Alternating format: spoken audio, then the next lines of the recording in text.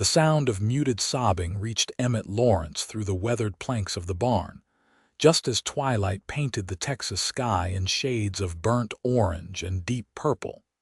And he knew without question that whatever waited inside would change everything about his quiet life on the Chapman Ranch. He had been walking back from the west pasture, his boots crunching on the dry earth of Marfa, Texas, where the late summer of 1882 had baked everything to a brittle gold. Emmett paused at the barn door, his hand on the rough wood, listening. The crying was soft but desperate, the kind of sound that spoke of fresh wounds to the heart. He was not a man who intruded on private grief, but something about those quiet sobs pulled at him with an urgency he could not ignore. Pushing open the barn door slowly, he let his eyes adjust to the dimming light inside.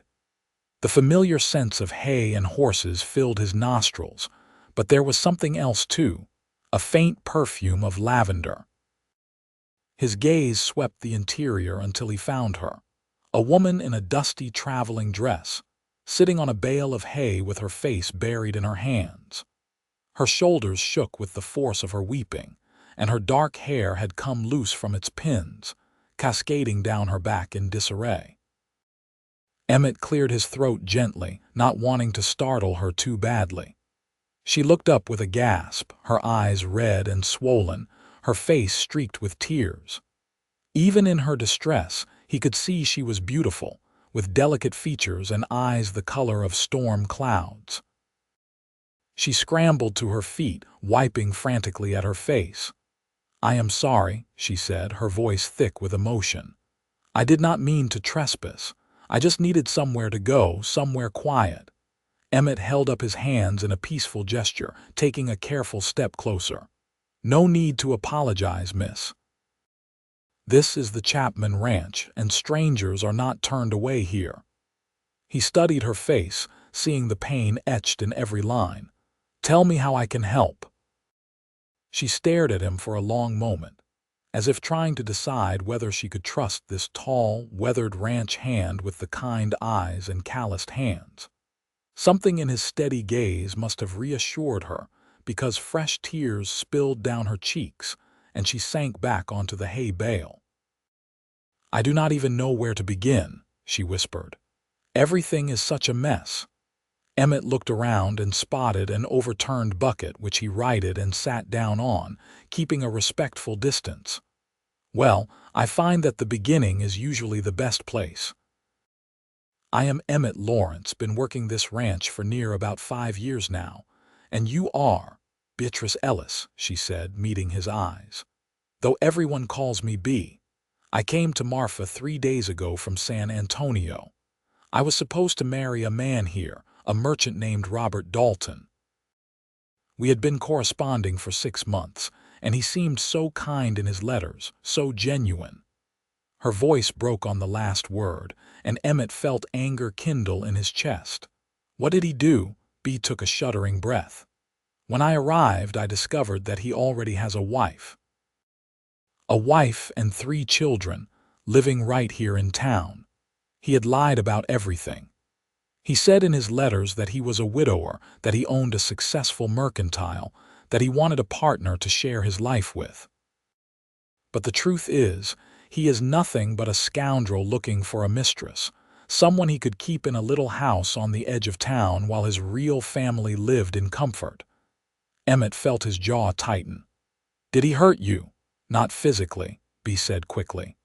"When I confronted him, he just laughed. He said I should be grateful for his offer, that a woman of 23 with no family had limited options. Then he told me if I made trouble, he would spread lies about me all over town, ruin what little reputation I had before I could even establish myself here." "What about your family? Can you go back to San Antonio?"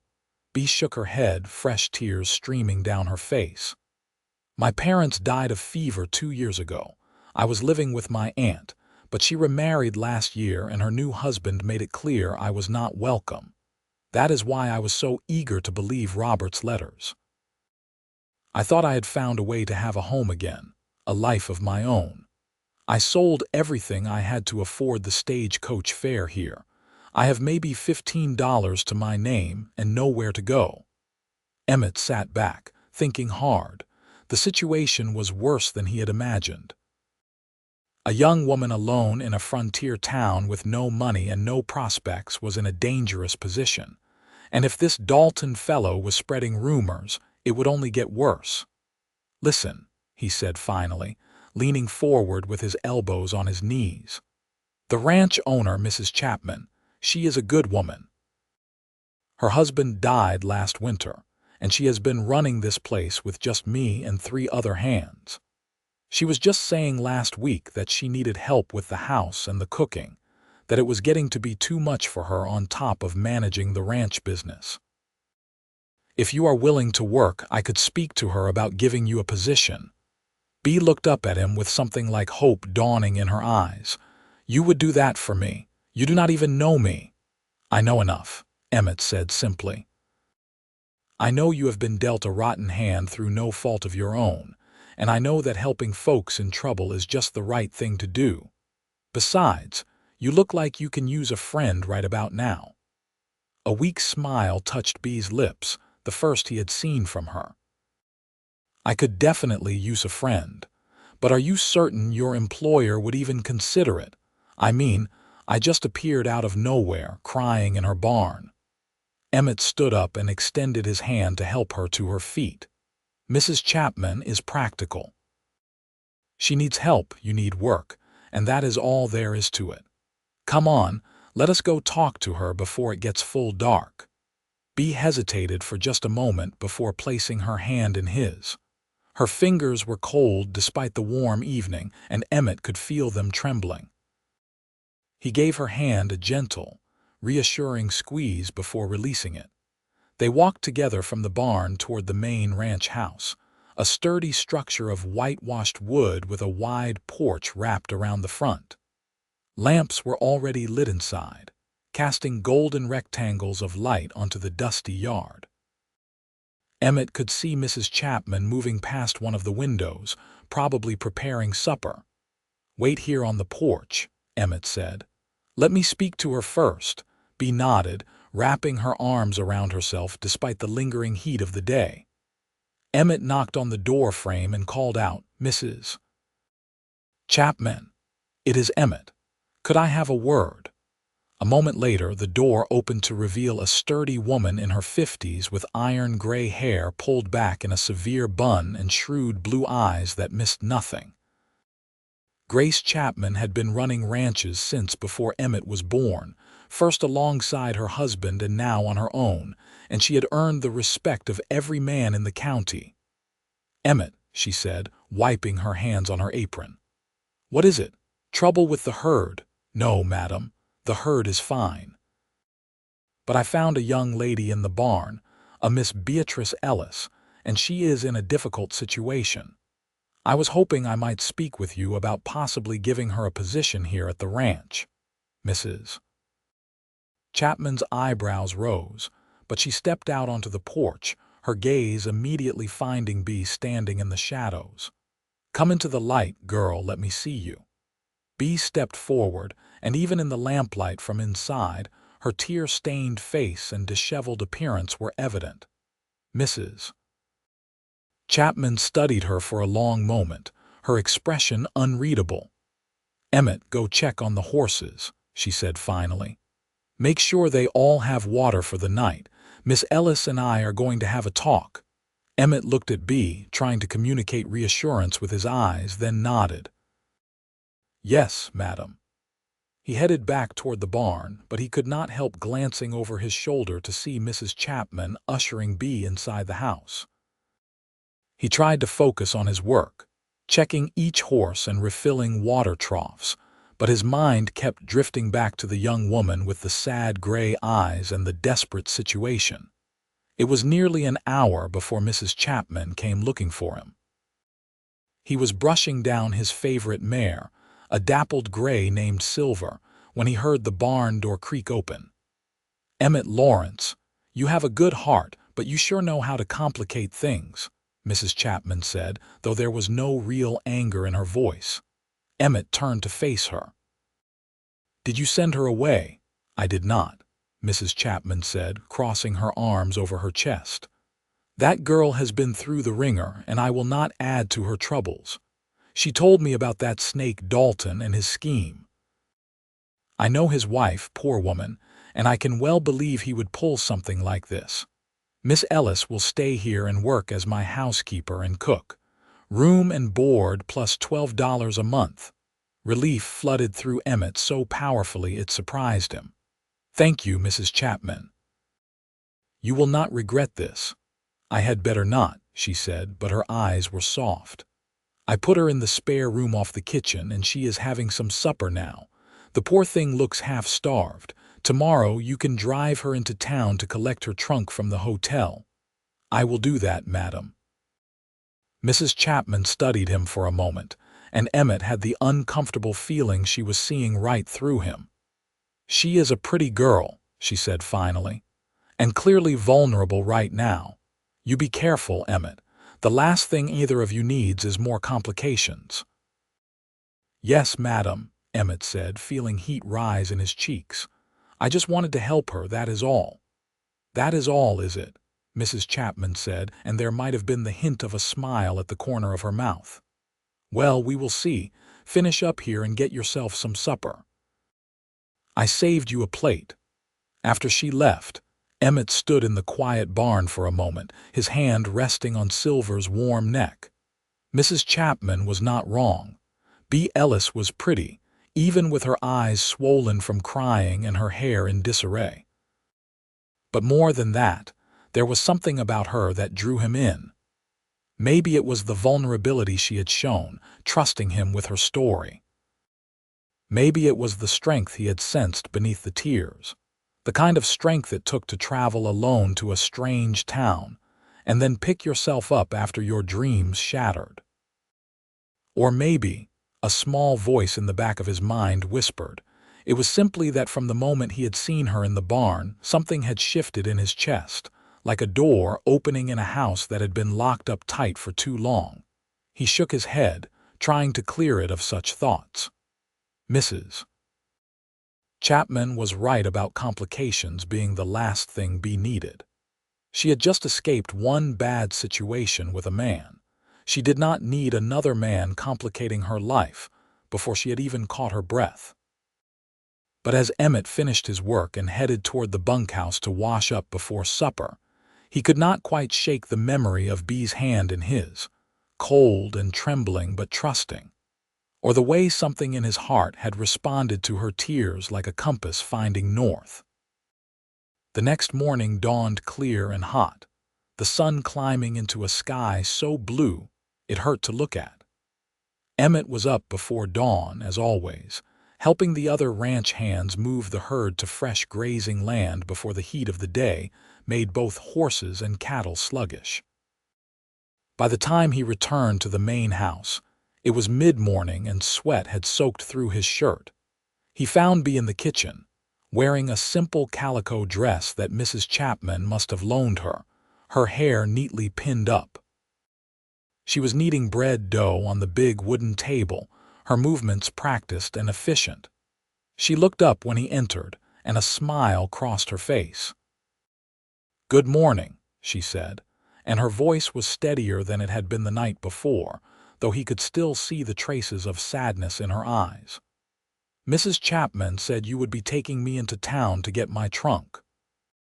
"That is right," Emmett said, suddenly aware of how dirty and sweaty he was compared to her neat appearance. "Let me just clean up a bit first. We can leave in about half an hour if that suits you." "That would be perfect," Bea said. She hesitated, then added, "Emmett, I never properly thanked you last night. What you did, speaking to Mrs. Chapman on my behalf, it was incredibly kind. You saved me from a terrible situation." Emmett felt his ears burn. It was nothing any decent person would not have done. "You would be surprised," Bea said quietly, turning back to her dough.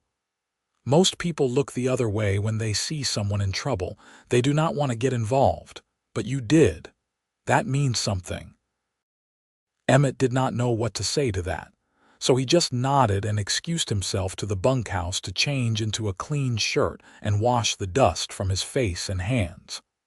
When he returned, Bee was waiting on the porch with her bonnet in hand, looking nervous. "Are you worried about running into Dalton?" Emmett asked as he helped her up onto the wagon seat. "A little," she admitted. "I do not know what I will say if I see him." "You do not have to say anything," Emmett said, climbing up beside her and taking the reins.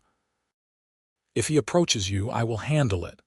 She glanced at him, something unreadable in her expression. "You barely know me, and yet you keep offering to protect me. Why?"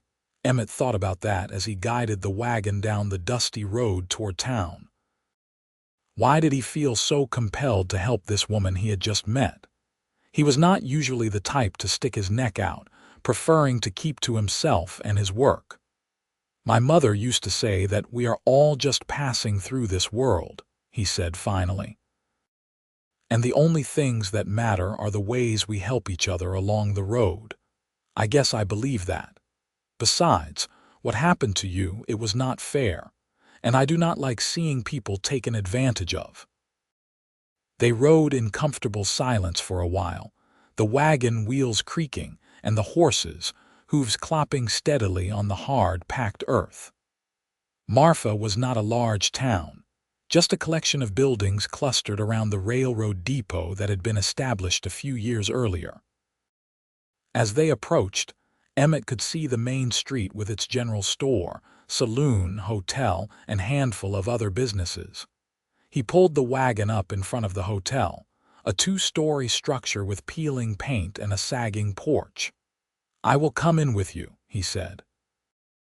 Inside, the lobby was dim and smelled of old tobacco and dust. A clerk stood behind the desk, a thin man with a sharp nose and suspicious eyes. He looked up as they entered and his gaze fixed on Bee. "Miss Ellis," he said, and there was something unpleasant in his tone. "I was wondering if you would be back for your trunk. Mr. Dalton stopped by yesterday, said you had decided to leave town." "Mr. Dalton does not speak for me," Bee said, lifting her chin. "I am here to collect my belongings." The clerk's eyes shifted to Emmett, taking in his work-worn clothes and the muscles built from years of ranch work. "And who might you be?" "A friend," Emmett said evenly. Now the lady would like her trunk. Something in Emmett's tone must have convinced the clerk not to make trouble. He disappeared into the back room and returned a moment later dragging a battered leather trunk. Emmett picked it up easily, testing its weight. "There is the matter of the room charge," the clerk said. 3 nights at 50 cents a night, that is $1.50. "I only stayed 2 nights, Bee protested, "and I already paid for those." "Mr. Dalton said you damaged the room," the clerk said, but he would not meet her eyes. "He said you owe for repairs." Emmett set the trunk down with a thud that made the clerk jump. "That is a lie, and you know it. Miss Ellis does not owe you anything." "I am just doing what Mr. Dalton told me," the clerk said, his voice rising. "He is an important man in this town, and if he says she owes money, then she owes money." "And I am telling you she does not," Emmett said, taking a step closer. He was not a violent man by nature, but he had learned young that sometimes you had to stand your ground. "Now, if you want to take this up with someone, you can come out to the Chapman Ranch and talk to Mrs. Chapman. Otherwise, we are leaving with this trunk and you are not getting another cent." The clerk looked like he wanted to argue, but something in Emmett's expression made him back down. He waved them away with an irritated gesture. "Fine, take it, but Mr. Dalton will hear about this." "I am sure he will," Emmett said. He picked up the trunk again and nodded toward the door. "Come on, Bee." Outside, Emmett loaded the trunk into the back of the wagon while Bee climbed up onto the seat. She was quiet, her hands clasped tightly in her lap, and he could see she was shaking. "Are you all right?" he asked, settling beside her and taking up the reins. "That man, the clerk, he believed Dalton without question," she said, her voice tight with anger and hurt. Dalton is already spreading his poison just like he said he would. By tomorrow, everyone in town will believe I am some kind of loose woman." Emmett wanted to reassure her, but he knew she was probably right. Small towns ran on gossip, and a man with money and standing like Dalton could shape the narrative however he wanted. "Then we will just have to show them different," he said as he guided the wagon back toward the ranch. "You have honest work now, and Mrs. Chapman is respected in these parts. Give it time. The truth has a way of coming out." Bee turned to look at him, and there were tears in her eyes, but she blinked them back. "You are a good man, Emmett Lawrence. I am lucky you found me in that barn." "I am the lucky one," Emmett said, and he was surprised to realize he meant it. There was something about Bee, a resilience and warmth that drew him in despite the sad circumstances.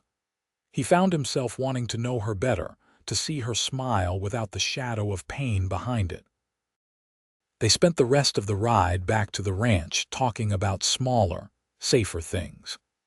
Bee told him about growing up in San Antonio, about her father who had been a school teacher and her mother who had made the most beautiful lace.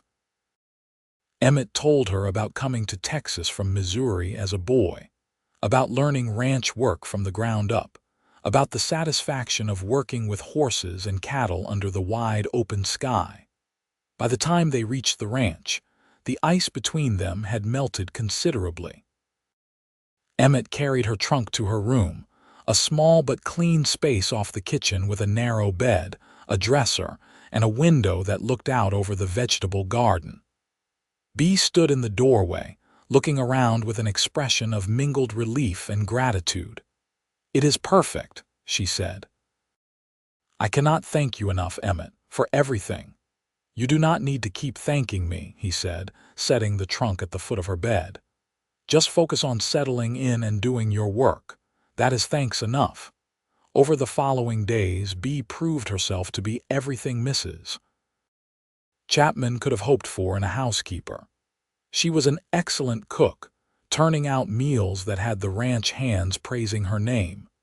She kept the house spotless, tended the vegetable garden, and helped Mrs. Chapman with the endless paperwork that came with running a ranch. More than that, she brought a warmth to the place that had been missing since Mr. Chapman passed. Emmett found himself looking for excuses to come by the main house, to catch a glimpse of Bee as she worked, or to exchange a few words with her. She always greeted him with a smile, and slowly, the sadness in her eyes began to fade, replaced by something brighter. 2 weeks after Bee arrived at the ranch, Emmett was fixing a broken section of fence when she appeared carrying a basket covered with a cloth. She picked her way carefully across the rough ground, her skirts lifted to avoid the dust. "Mrs. Chapman thought you might like some lunch," she called out. "She said you have been out here since dawn." Emmett straightened up, wiping sweat from his forehead. "That was thoughtful of her. And of you for bringing it out." Bee set the basket down on a flat rock and uncovered it, revealing fresh bread, cold chicken, and a jar of lemonade. "Actually, it was my idea. I made extra chicken last night, and I thought you could use a proper meal instead of the jerky and hardtack I know you ranch hands live on." They sat together in the shade of a scraggly mesquite tree, eating and talking. Emmett found himself telling her things he rarely shared with anyone, about his dreams of one day having his own piece of land, about the loneliness of ranch life, about missing his family back in Missouri. "Why do you not go back to visit them?" Bee asked, refilling his tin cup with lemonade. "Money mostly," Emmett admitted, "and time. Mrs. Chapman relies on me, especially since her husband died. I send money home when I can, but I have not seen my folks in 5 years. That must be hard," Bee said softly. "Being so far from the people you love." "It is," Emmett agreed. "But this is where the work is, and work is what I know. What about you? Do you miss San Antonio?" Bee was quiet for a moment, staring out at the horizon where heat waves shimmered and danced. I miss what it used to be when my parents were alive. But the city I left behind, the one where I was just a burden to my aunt, where I had no real place. No, I do not miss that at all. Strange as it sounds, I feel more at home here after 2 weeks than I did there in 2 years. Their eyes met, and Emmett felt something pass between them, a connection that went deeper than words. He was acutely aware of how close she was sitting, of the faint scent of lavender that clung to her, of the way the sunlight caught in her dark hair. "I am glad you are here," he said, his voice coming out rougher than he intended. "So am I," Bea whispered, and her cheeks colored prettily. They might have said more, but the moment was broken by the sound of approaching horses. Emmett stood quickly, shading his eyes to see who was coming. 3 riders were heading toward them at a steady pace, and as they drew closer, Emmett recognized the lead rider as Sheriff Tom Crawford, a fair man who had kept the peace in Marfa for the past decade. "Emmett," the sheriff called out as he reined in his horse. "Afternoon. Is Mrs. Chapman up at the house?" "She is," Emmett said, noting the serious expression on the sheriff's weathered face. "Is there trouble?" The sheriff's gaze shifted to Bea, and something flickered in his eyes, recognition maybe, or concern. "There has been an incident in town. I need to speak with Mrs. Chapman and with Miss Ellis here, if that is who you are." Bea stood up, brushing dust from her skirt. "I am Beatrice Ellis. What is this about, Sheriff?" "Maybe we should talk up at the house," the sheriff said, dismounting. His 2 deputies did the same, and Emmett did not like the way they were looking at Bea, a mixture of curiosity and something else he could not quite identify. "Whatever you have to say, you can say it here," Bea said, and Emmett heard the tremor in her voice that she was trying hard to hide. "I have done nothing wrong." The sheriff sighed and pushed his hat back on his head. "No one is saying you did, miss, but there was a fire in town last night. The Dalton Mercantile burned to the ground, and Mr. Dalton is saying you had something to do with it." The color drained from Bea's face. "That is impossible. I have not been to town since the day I collected my trunk. I have been here at the ranch the entire time." "Can anyone vouch for your whereabouts last night?" one of the deputies asked, a young man with a sparse mustache and eager eyes. "I can," Emmett said firmly. "Miss Ellis was at the ranch house all evening. We all had supper together, Mrs. Chapman, Miss Ellis, and the 4 ranch hands. After supper, Miss Ellis cleaned up the kitchen and then went to her room. Mrs. Chapman checked on her around 9 o'clock before bed." "And you are certain of this?" the sheriff asked. "Absolutely certain," Emmett said. "Sheriff, you know me, I do not lie. Miss Ellis could not possibly have had anything to do with that fire." The sheriff nodded slowly. "I believe you, Emmett, and truth be told, I am not sure I believe Dalton either. The man is desperate. He has been having money troubles, and I have a suspicion that fire was not an accident at all. But he is making a lot of noise about Miss Ellis, saying she threatened him, that she was angry about their broken engagement." "There was no engagement," Bea said, her voice shaking with anger now. "He lied to me, led me to believe he was an honest man looking for a wife when all along he had a family. I left his office that day and I have not seen or spoken to him since." "I know, miss," the sheriff said gently. "Mrs. Dalton came to see me yesterday, told me the whole story. She is a good woman, and she deserves better than that snake she married. She told me her husband has been carrying on with various women for years, that he spends money they do not have, and then blames her for his problems." "Then why are you here questioning me?" Bea asked, and tears were starting to slide down her cheeks despite her efforts to hold them back. "Because I have to investigate when someone makes an accusation," the sheriff said. "But between you and me, I think Dalton set that fire himself for the insurance money, and now he is trying to blame someone else.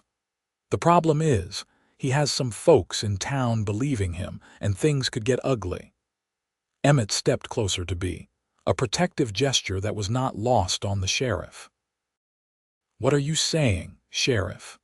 "I am saying that Miss Ellis should stay out of town for a while, keep a low profile until this blows over. I will investigate the fire properly, and I am betting I will find evidence that Dalton did it himself. But in the meantime, she needs to be careful." "She will be safe here," Emmett said. "No one will bother her at the Chapman Ranch." The sheriff nodded. "I figured as much. I will talk to Mrs. Chapman, let her know what is going on. Miss Ellis, you sit tight and do not worry, the truth will come out." After the sheriff and his deputies left, Bea sank down onto the ground, her face in her hands. Emmett knelt beside her, wanting desperately to comfort her but not sure if he should. "This is never going to end," she said through her tears. "Dalton is going to keep coming after me, keep spreading lies until my reputation is completely destroyed. Maybe I should just leave, go somewhere else and start over." "No," Emmett said firmly. He reached out and gently pulled her hands away from her face, holding them in his own. "You are not running. You have done nothing wrong, and we are not going to let Dalton win. You have friends here, Bea. You have Mrs. Chapman, and you have me, and we are going to stand by you until this is sorted out." She looked at him with red-rimmed eyes, and something in her expression made his heart ache. "Why do you care so much? You barely know me." "Maybe I do not know everything about you," Emmett said, still holding her hands, "but I know enough. I know you are kind and hardworking and honest. I know you have been through more than most people could bear, and you are still standing. And I know that from the moment I found you crying in that barn, I have not been able to stop thinking about you." The words were out before he could stop them, and for a moment he worried he had said too much, pushed too hard. But then Bea was looking at him with wonder in her eyes, and her fingers tightened around his. "I have been thinking about you too," she whispered. "Every day I find myself watching for you, listening for your voice. You make me feel safe, Emmett. You make me feel like maybe everything will be all right after all." Emmett felt something crack open in his chest, something that had been locked away for so long he had forgotten it was there. He reached up and gently brushed a tear from her cheek, his thumb lingering on her soft skin. "It will be all right," he said. "I promise you that. And Bea, I need you to know something. What I feel for you, it is not just about wanting to help. It is more than that. I am falling for you, have been since that first night. I know the timing is terrible and you have every reason not to trust any man right now, but I had to tell you the truth." Bea's breath caught, and for a long moment she just stared at him. Then slowly a smile spread across her face, transforming her features from sad to radiant. "The timing is terrible," she agreed. "And maybe I should be more cautious. But Emmett, when I am with you, I do not feel scared or lost. I feel like I have finally found something real, something worth fighting for." They stayed there under the mesquite tree, hands clasped, talking about everything and nothing until the sun began to sink toward the horizon. When they finally returned to the ranch house, they found Mrs. Chapman waiting on the porch, her face grave. "The sheriff told me what happened," she said. "Beatrice, you are not to worry. No one is going to run you off this ranch. You are under my protection now." "Thank you, Mrs. Chapman," Bea said. "I never meant to bring trouble to your door." "Trouble has a way of finding us whether we mean it to or not," Mrs. Chapman said. "The question is what we do about it, and we are going to stand firm and wait for the truth to come out. Now, come inside. You need to rest." Over the next few days, word of the fire and Dalton's accusations spread through the area. Some of the neighboring ranchers came by to express their support for Bea, having known Mrs. Chapman for years and trusting her judgment. But there were also whispers and sideways glances, and Emmett knew that Dalton's poison was working on some people. Then, 5 days after the fire, Sheriff Crawford returned to the ranch with news. This time, he was alone, and he had a satisfied look on his weathered face. "Thought you folks would want to know," he said, accepting a cup of coffee from Bee in the ranch house kitchen. "I arrested Robert Dalton this morning for arson and fraud." "You found proof he set the fire?" Mrs. Chapman asked. "More than that," the sheriff said. "Turns out Dalton owed money to some dangerous men in El Paso. He was desperate, so he over-insured his store and then burned it down, planning to collect the insurance and pay off his debts. But he was sloppy. Left a can of kerosene in the alley behind the store, and his boots had accelerant on them. Plus, 3 witnesses saw him sneaking around back there the night of the fire." Relief flooded through Emmett so powerfully he had to set down his own coffee cup before he dropped it. Beside him, Bee swayed, and he reached out to steady her. "What about the accusations against me?" she asked. "Completely false, and everyone knows it now," the sheriff said. "Mrs. Dalton is filing for divorce, by the way. She came forward with letters Dalton wrote to at least 4 other women. Same story he told you. The man was running a regular scheme, promising marriage while trying to set up mistresses in different towns. You were not his first victim, Miss Ellis, though I am happy to say you escaped before he could do you worse harm." After the sheriff left, Bee collapsed into a chair, her face buried in her hands.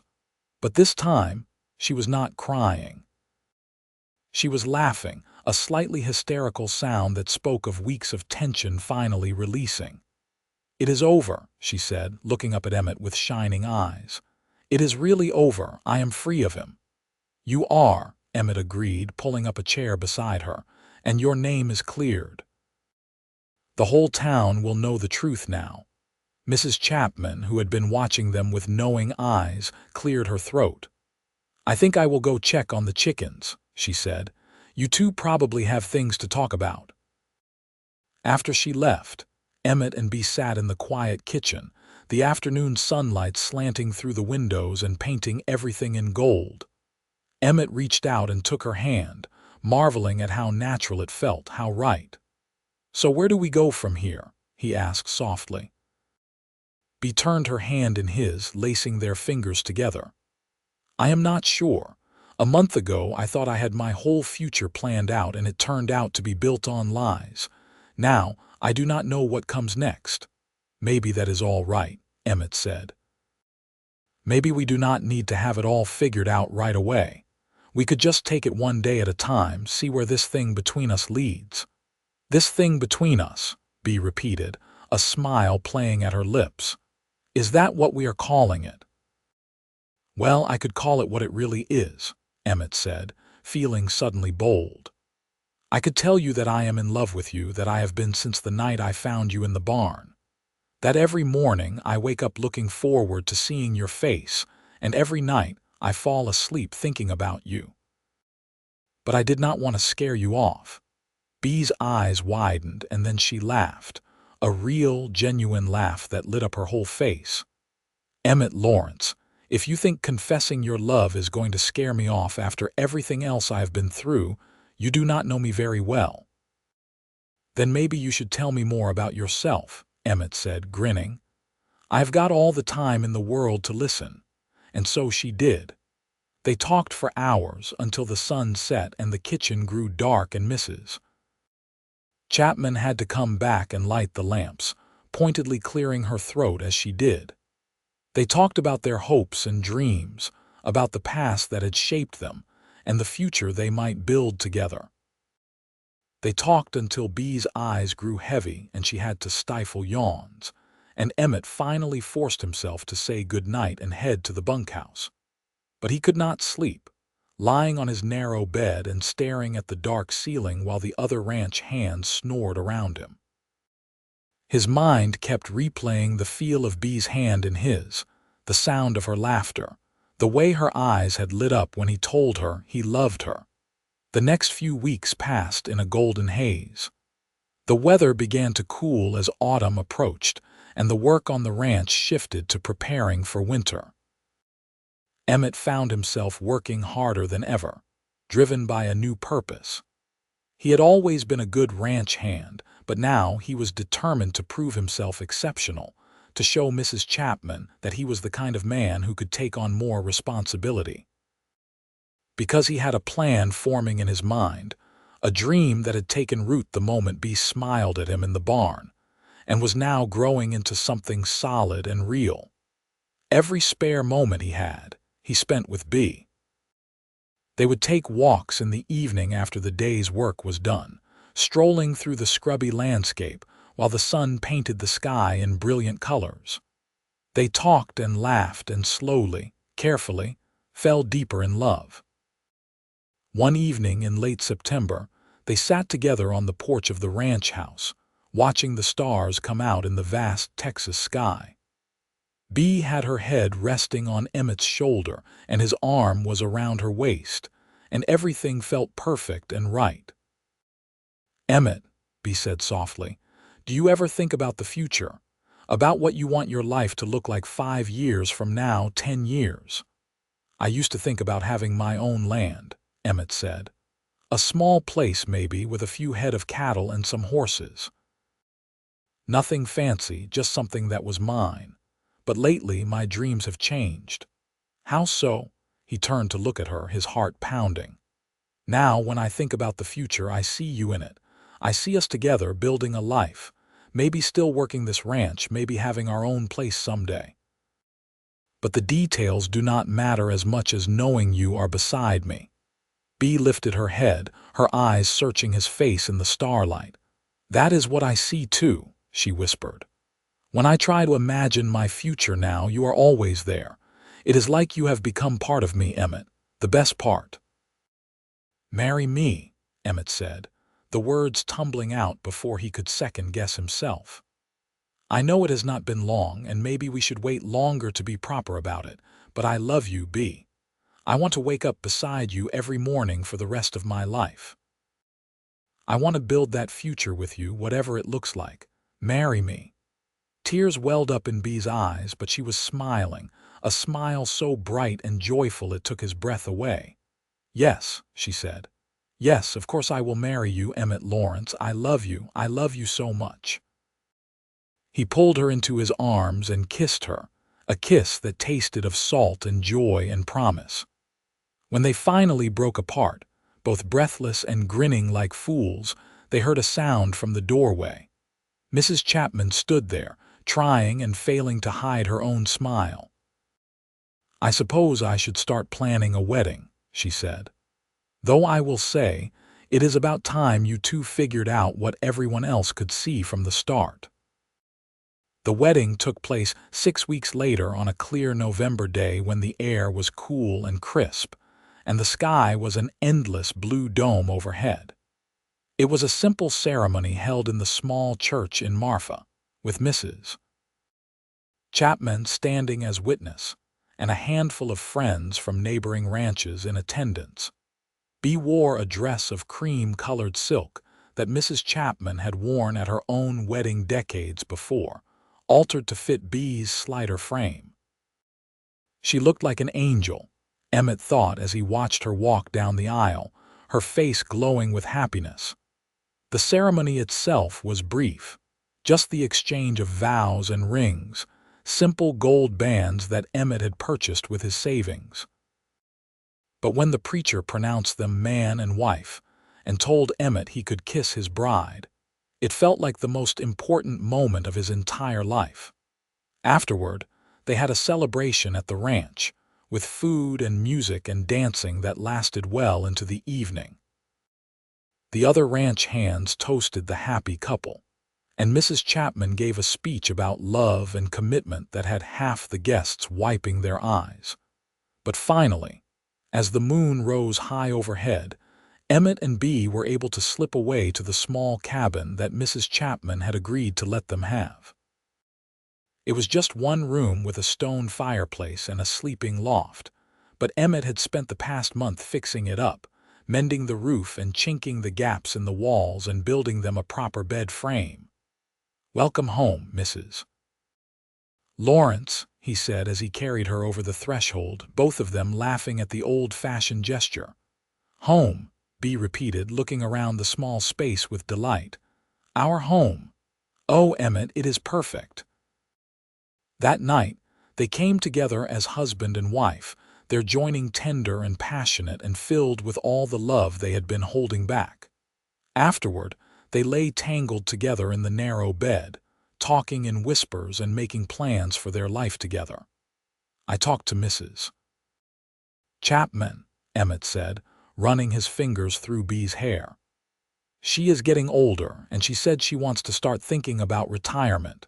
She offered to sell us a portion of the ranch in a few years, once I have saved up enough for a down payment. We could have our own place, Bea. Raise cattle and horses, maybe have some children running around." "Children," Bea said dreamily. "I would like that. I want to give them the kind of childhood I had before my parents died, full of love and laughter and security." "We will," Emmett promised. "I swear to you, Bea, I will spend every day of my life making sure you and our children are happy and safe." She kissed him then, soft and sweet, and whispered against his lips, "I know you will. That is why I love you." The first year of their marriage was not easy. They both worked hard, Emmett putting in long days on the ranch while Bea continued to manage the household and take on more responsibilities as Mrs. Chapman gradually stepped back. Money was tight, and there were setbacks and challenges, but through it all, they had each other. On the hardest days, when Emmett came home exhausted and discouraged, Bea was there with a warm meal and a sympathetic ear. When Bea struggled with loneliness, missing the bustle of city life or grieving anew for her lost parents, Emmett held her and reminded her that they were building something beautiful together. As the seasons turned and their first anniversary approached, Bea discovered she was expecting a child. The joy on Emmett's face when she told him was something she would treasure forever. "A baby," he said wonderingly, placing his hand on her still flat stomach. "Our baby. Oh, Bea." Their son was born the following summer, a healthy boy with his mother's gray eyes and his father's dark hair. They named him Thomas, after Mrs. Chapman's late husband, and the old rancher cried when they told her, touched by the gesture. Thomas was followed 2 years later by a daughter they named Grace, and 2 years after that by another son, Daniel. The little cabin grew crowded, but Emmett was working on a solution. True to her word, Mrs. Chapman had offered to sell them a section of the ranch, 200 acres of good grazing land with a creek running through it. It had taken years of saving every spare penny, but finally, when Thomas was 4 and Grace was 2 and Bea was pregnant with Daniel, they had enough for the down payment. The day they signed the papers, making the land officially theirs, Emmett felt like the richest man in Texas. He had land of his own, a wife he loved more with each passing day, and children who were healthy and happy. It was more than he had ever dreamed of back when he was a lonely ranch hand sleeping in the bunkhouse and wondering if he would ever have a family. They built a proper house on their land, a sturdy structure with 3 bedrooms and a wide porch, and moved in just before Daniel was born. Bea cried happy tears as she arranged furniture and hung curtains, transforming the empty house into a home. Mrs. Chapman retired fully the year Daniel turned 1, signing over the rest of the Chapman Ranch to a distant nephew who had come out from the east. She moved into a little house in Marfa, but she visited often, delighting in her adopted grandchildren and offering advice when it was needed. "You two have done well," she said one evening as they all sat on the porch of Emmett and Bea's house, watching the children play in the yard. "Better than I ever hoped when I took a chance on a desperate young woman and a ranch hand with a good heart." "We owe you everything," Bea said, reaching over to squeeze the older woman's hand. "You gave me a home when I had nowhere else to go. You gave me a chance." "I gave you a job," Mrs. Chapman corrected. You and Emmett did the rest. You built this life through hard work and love, and that is something to be proud of. As the years passed, the ranch prospered. Emmett proved to have a gift for breeding horses, and their stock became known throughout the area for quality and strength. Bea managed the financial side of things, keeping meticulous records and negotiating fair prices for their cattle and horses. The children grew strong and capable, learning ranch work, almost as soon as they could walk. Thomas was serious and thoughtful, with his father's steady nature. Grace was quick and clever, always asking questions and eager to learn. Daniel was the wild one, fearless and always getting into trouble but with a heart of gold. On their 10th wedding anniversary, Emmett took Bea back to the barn where they had first met, now part of the old Chapman Ranch that belonged to the nephew. He had gotten permission to bring her there, and as they stood in the quiet space with dust motes dancing in the slanting sunlight, he pulled her into his arms. "You remember that night?" he asked. "When I found you crying right about here, how could I forget?" Bea said, resting her head against his chest. "I thought my life was over. I thought I had lost everything." "And instead you found everything," Emmett said. "We found everything. Bea, these past 10 years have been the best of my life.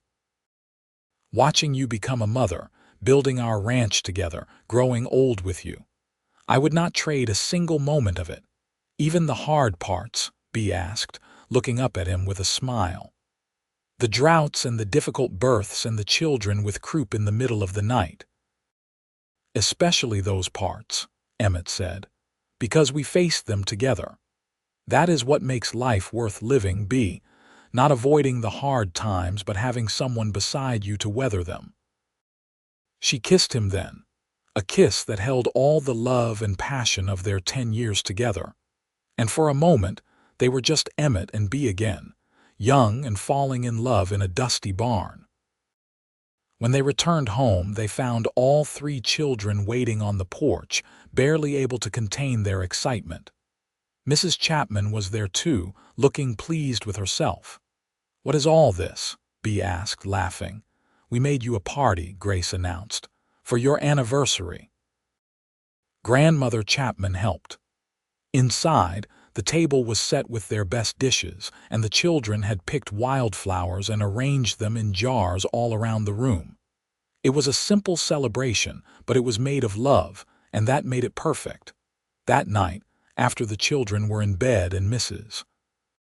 Chapman had been driven back to town by Thomas, who was now old enough to handle the wagon, Emmett and Bea sat together on their porch, watching the stars come out. "You ever think about that day you came to Marfa?" Emmett asked.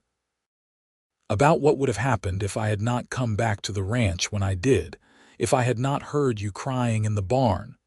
Bea was quiet for a moment. "I used to think about it all the time, especially in those first few months. I would lie awake at night, terrified by how close I came to losing everything. But now, I think it happened exactly the way it was meant to. All the heartbreak and fear and mistakes, they all led me to you, and I would go through it all again if I knew you were waiting at the end."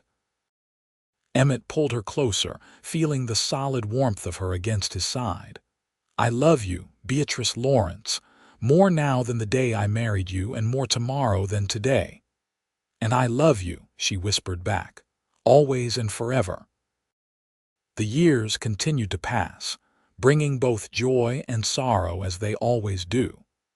Mrs. Chapman passed away peacefully in her sleep when Thomas was 12, and they mourned her as they would have mourned a beloved mother. But her legacy lived on in the ranch she had helped them build, and in the values of hard work and kindness she had instilled in them all. Thomas grew into a capable young man, eventually taking over much of the day-to-day operation of the ranch. He married a kind young woman named Sarah from a neighboring ranch, and they had children of their own, making Emmett and Bea grandparents while they were still young enough to enjoy it. Grace, true to her clever nature, became interested in veterinary medicine after helping birth a difficult foal when she was 14. She studied with the town doctor and eventually became known throughout the area as someone who could treat sick or injured animals when no one else could. Daniel was the one who worried them. He had inherited his father's wanderlust and his mother's courage, a combination that led him to join the Texas Rangers when he turned 18. But he always came home between assignments, full of stories and adventures, and he wrote letters faithfully when he was away. On their 20th anniversary, with Thomas and Sarah now running the ranch with Emmett's guidance and Grace establishing her own practice in town, Emmett surprised Bea with a trip. They traveled to San Antonio, the city she had left behind so many years ago. They visited the house where she had grown up, now occupied by a different family, and the cemetery where her parents were buried. Bea laid flowers on their graves and told them all about her life, about the man she had married and the children and grandchildren she had been blessed with. "They would have loved you," she told Emmett as they walked through the city streets, hand in hand like young lovers. "My father would have appreciated your honesty and work ethic. My mother would have loved how you make me laugh." "I wish I could have known them," Emmett said. "But I like to think they can see you now, see how happy you are, and that brings them peace." On their last night in San Antonio, they stayed in a nice hotel, a luxury they rarely allowed themselves. As they prepared for bed, Bea caught sight of herself in the mirror, noting the gray in her hair and the lines on her face, evidence of 43 years of living. "We are getting old," she said with a small laugh. Emmett came up behind her, wrapping his arms around her waist and meeting her eyes in the mirror. "We are getting old together," he corrected. "And you are just as beautiful to me now as you were that night in the barn. More beautiful because now I know everything you are made of. I know your strength and your courage and your capacity for love. That is the most beautiful thing in the world." Tears sprang to Bea's eyes, happy tears this time, not the desperate ones she had shed so long ago. "How did I get so lucky to find you? We found each other," Emmett said. "And we chose each other every day since. That is what makes it work, Bea. Not luck, but choice." They returned home to find that Thomas had everything running smoothly in their absence, and Grace had successfully treated a valuable stallion that everyone else had given up on. Daniel sent a letter from El Paso, full of excitement about tracking down a gang of cattle thieves and promising to visit soon. As the years turned toward their silver anniversary, Emmett found himself reflecting more and more on the path his life had taken. He was 51 now, with gray threading through his dark hair and a weathered face that showed every year he had spent under the Texas sun. But he was healthy and strong, still able to work alongside Thomas and the ranch hands they employed. The ranch had grown beyond anything he had imagined that night he found Bea in the barn. They now owned 500 acres, ran 200 head of cattle, and their horses were in demand throughout Texas. They had built a legacy, something to pass down to their children and grandchildren. But more than the land or the livestock, more than the house or the money in the bank, Emmett's greatest pride was the love he had built with Bea. After 25 years of marriage, she was still the first person he wanted to see each morning and the last face he saw before he fell asleep each night. For their 25th anniversary, their children planned a grand celebration. Friends and neighbors came from all over, filling their house and spilling out into the yard. There was music and dancing and enough food to feed an army. Thomas gave a speech that had everyone laughing and crying, talking about his parents' love story and the example they had set for him and his siblings. Grace presented them with a portrait she had commissioned, showing Emmett and Bea standing together in front of their house, the land stretching out behind them. Daniel, who had ridden 3 days straight to make it home in time, surprised everyone by announcing his engagement to a sweet girl he had met in Austin, a teacher named Mary. But the best moment came late in the evening, after most of the guests had gone home and the family was cleaning up. Emmett found Bea sitting on the porch steps, looking out at the land they had built together. He sat down beside her, their bodies fitting together as naturally as breathing after so many years. "Tired?" he asked. "Happily tired," she said, leaning her head on his shoulder. "It was a beautiful day. Emmett, when I look at everything we have built, our children and grandchildren, this ranch, the life we have made, I still cannot quite believe it is real. That the girl crying in the barn found all of this." "You did not find it," Emmett said gently. "You created it. Your strength, your courage, your love, that is what built this life. I was just lucky enough to be there with you." Bea lifted her head and looked at him, her gray eyes still as beautiful as they had been the first night he saw them. "Do you remember what you said to me that night? In the barn?" "Tell me how I can help," Emmett quoted softly. "And you have been helping ever since," Bea said. "Every single day, through every challenge and triumph, you have been right there beside me, asking how you can help. That is why I fell in love with you, Emmett. Not because you promised me grand things or swept me off my feet with fancy words, but because you saw someone in pain and your first instinct was to help, and you have never stopped." Emmett felt his throat tighten with emotion. "Loving you has been the easiest thing I have ever done," he said. "It does not feel like helping. It feels like the most natural thing in the world." They sat together in the gathering darkness, watching fireflies begin to dance in the yard and listening to the sounds of their children and grandchildren inside the house. Thomas was settling the babies down for the night. Grace was telling a story, her voice animated and full of laughter. Daniel and Mary were talking quietly in the corner, planning their future together. "We did good, did we not?" Bea said. "We did better than good," Emmett replied. "We did extraordinary." As the years continued to unfold, Emmett and Bea settled into the comfortable rhythm of a long marriage. They were in their 60s now, still healthy and active but happy to let their children take on more of the ranch work. They had earned their rest, though neither of them could quite bring themselves to fully retire. Daniel married Mary in a beautiful ceremony, and they settled in Austin where Mary could continue teaching, and Daniel could base his ranger operations. They visited often, and before long, they had added 2 more grandchildren to the growing family. Grace never married, saying she was too busy with her work to bother with a husband, but she seemed perfectly content with her life.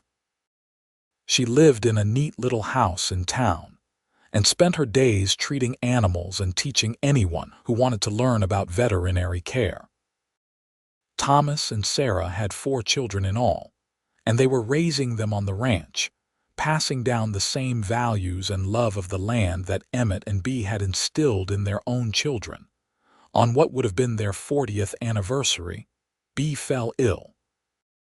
It started as a simple cold, but it settled in her chest and would not go away.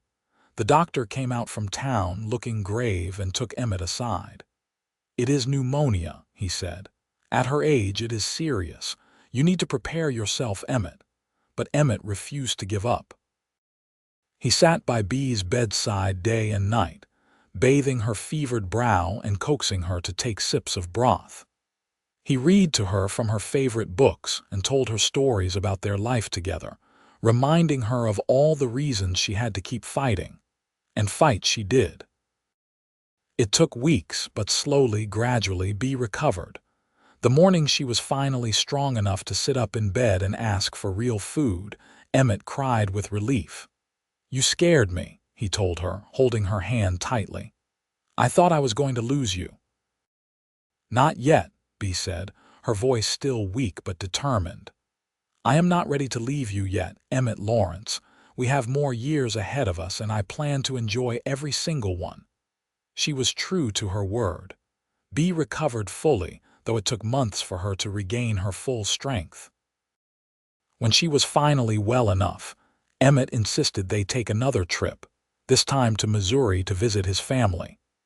His parents were gone now, but he still had siblings and nieces and nephews who had never met his wife and children.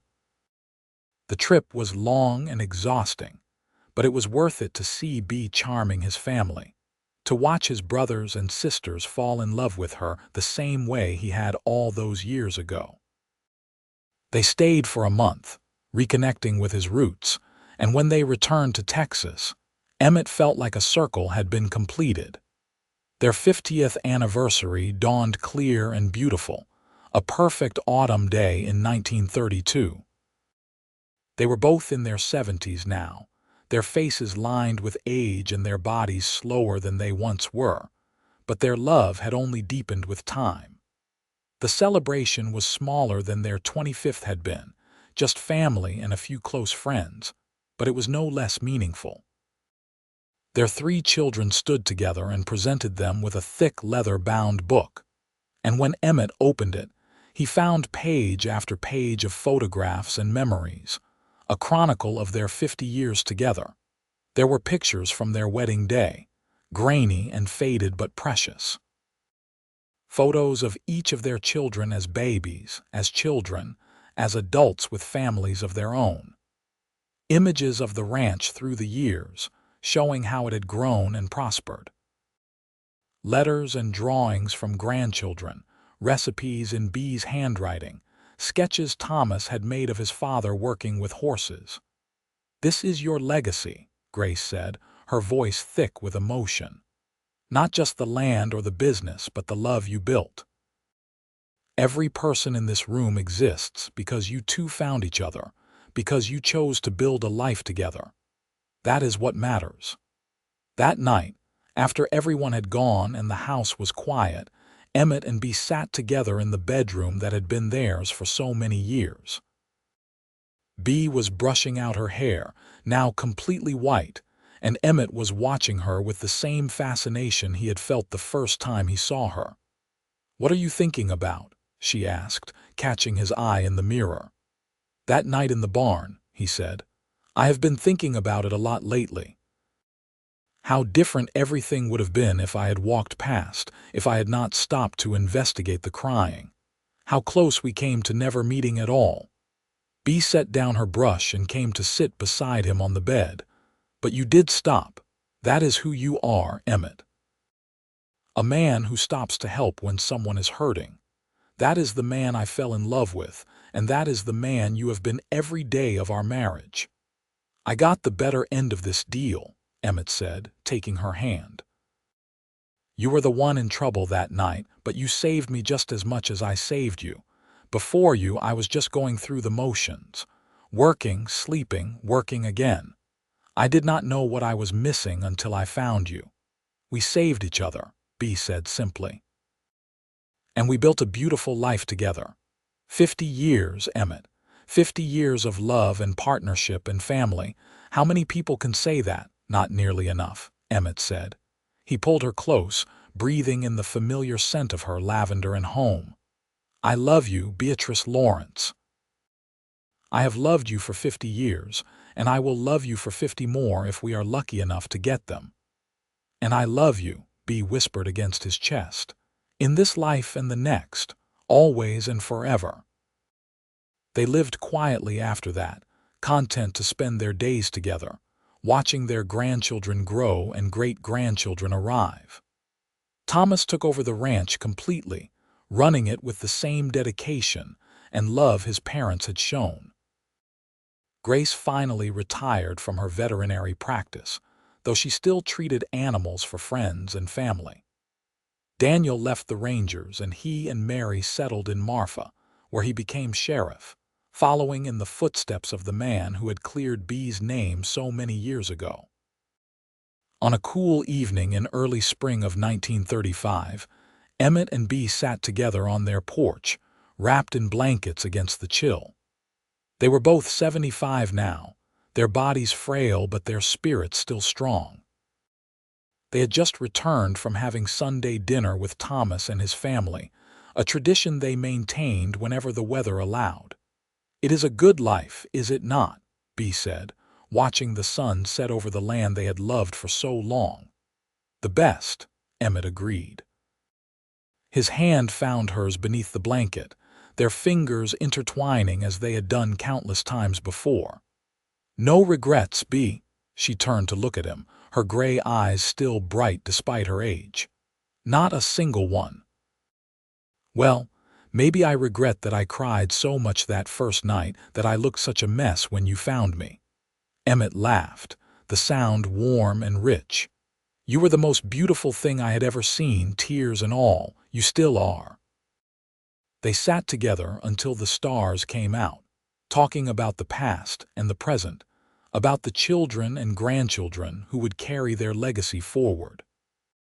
They talked about the barn where they had met, about the struggles they had faced and overcome, about the love that had sustained them through it all.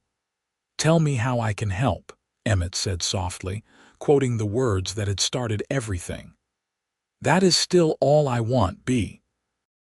To help you, to love you, to be by your side." "You have helped me every single day," Bea said. "You have been my partner, my love, my everything, and you always will be, no matter what comes next."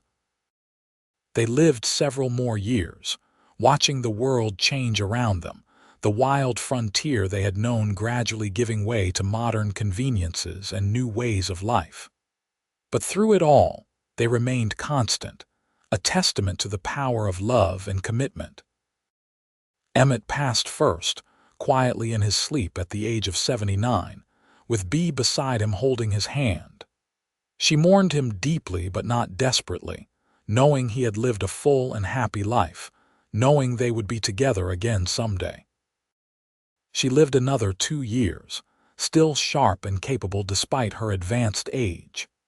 She spent her days with her children and grandchildren, telling stories about Emmett and their life together, making sure that future generations would know about the love that had built their family. When Bea finally passed, peacefully one morning while sitting in her favorite chair on the porch, she was 81 years old. She was buried beside Emmett in the small cemetery on the ranch, under a cottonwood tree they had planted together on their 10th anniversary.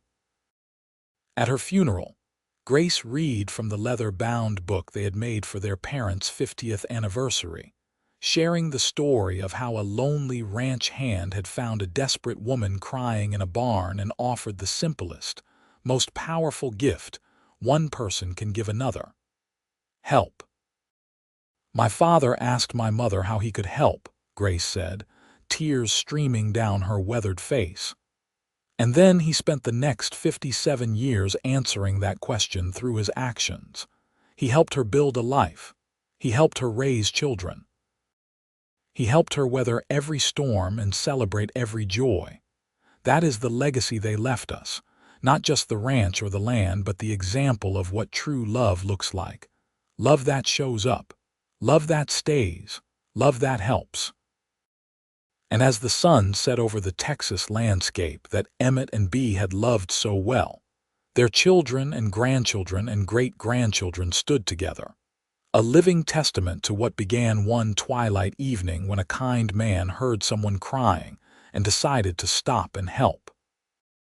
The story of Emmett and Beatrice Lawrence became part of family lore, passed down through generations. The ranch they built remained in the family, though it grew and changed with the times. And in the barn on the old Chapman place, now owned by distant cousins, there was a plaque that read, "In this place, Emmett Lawrence found Beatrice Ellis, and in finding each other they built a love that lasted a lifetime. May we all be so lucky." Their graves remained side by side under the cottonwood tree, and even decades later, descendants would visit to leave flowers and tell their own children about the great-great-grandparents who proved that sometimes the greatest love stories begin with the simplest acts of kindness, and that asking, "How can I help?" can be the most powerful words in the world. The legacy of their love endured long after they were gone, not in monuments or grand gestures, but in the way their descendants treated each other with kindness and respect, in the values of hard work and compassion they passed down, in the understanding that true partnership means showing up for each other every single day.